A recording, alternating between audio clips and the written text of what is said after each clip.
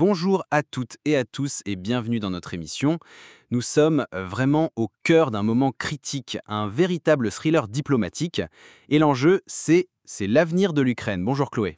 Bonjour Valentin. Oui, un thriller qui s'est joué ce mercredi 13 août Ah 2025, oui. à seulement 48 heures d'une rencontre qui franchement fait trembler toutes les chancelleries, le sommet entre Donald Trump et Vladimir Poutine en Alaska.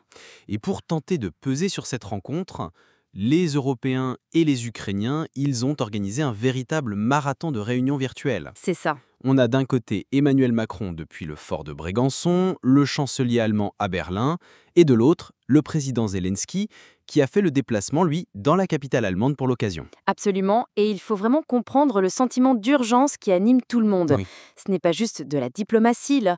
Au même moment, sur le terrain, l'armée russe vient de réaliser sa plus grande percée militaire en plus d'1 an dans la région de Donetsk. Waouh.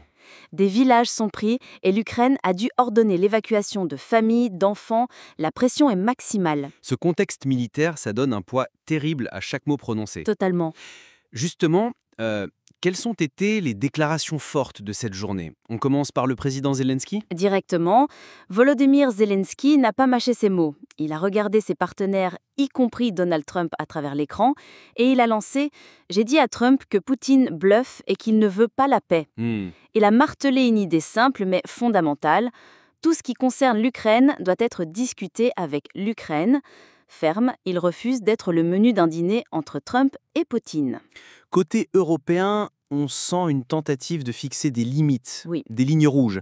C'est bien ce qu'a fait Emmanuel Macron? Exactement. La position de Macron, partagée par le chancelier allemand Friedrich Merz, elle est double en fait. D'accord. D'abord rassuré en disant que, selon lui, la volonté américaine est d'obtenir un cessez-le-feu, Oui. et ensuite, et ça c'est le plus important, poser une condition non négociable. Les questions territoriales ne seront négociées que par le président ukrainien. Ok. C'est une façon de dire à Trump, n'y pensez même pas. Et comment réagit l'acteur principal de ce prélude? Donald Trump, il est connu pour son approche, disons, très personnelle de la diplomatie. Ah, Trump, il souffle le chaud et le froid. D'un côté, il qualifie les dirigeants européens de gens formidables, Mhm. et de l'autre, tout indique qu'il veut une face-à-face pure et dure avec Poutine, sans la présence de Zelensky qu'il jugerait encombrante. Oui. C'est précisément ce qui terrifie Kiev et inquiète les Européens, un accord conclu entre deux hommes qui sacrifieraient la souveraineté ukrainienne sur l'autel d'un succès diplomatique rapide. Et pendant que tout ce monde se parle, Oui, le Kremlin observe. Quelle est la réaction de Moscou? un haussement d'épaules, mais presque théâtral. La diplomatie russe a qualifié ces réunions européennes de insignifiantes. Hmm. C'est un message clair. Pour la Russie, la seule conversation qui compte aura lieu en Alaska. D'accord. C'est la stratégie classique, créer une réalité militaire sur le terrain et ensuite la faire entériner par un accord diplomatique en position de force.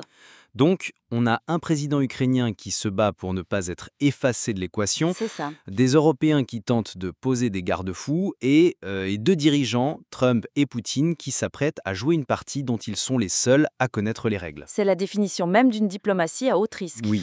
Le front occidental, qui est déjà mis à l'épreuve, affronte l'un de ses plus grands défis, rester uni face à la tentation d'un accord bilatéral qui pourrait redessiner la carte de la sécurité en Europe. Ce qui nous amène, et vous qui nous écoutez, à une question essentielle. Mhm. Maintenant, voici une question sur laquelle nous aimerions vous faire réfléchir.